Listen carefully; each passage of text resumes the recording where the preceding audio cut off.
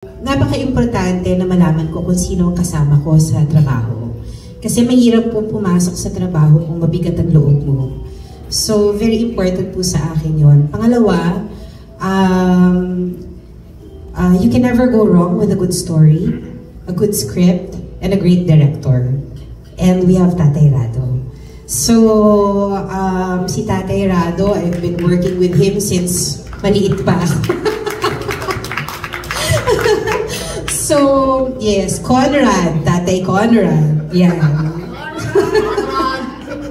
So, these things are very important to me. Pag, syempre po tama si Andrea, every job offer is a blessing. Sino naman po tayo para tumanggi, di ba?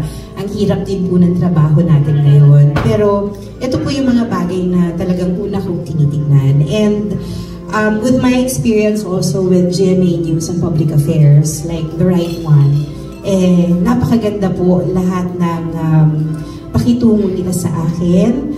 At nagpapasalamat ako na binigyan nila ako ulit ng pagkakataon to be part of this beautiful project. Nakita niyo naman po yung trailer. Congratulations, you too.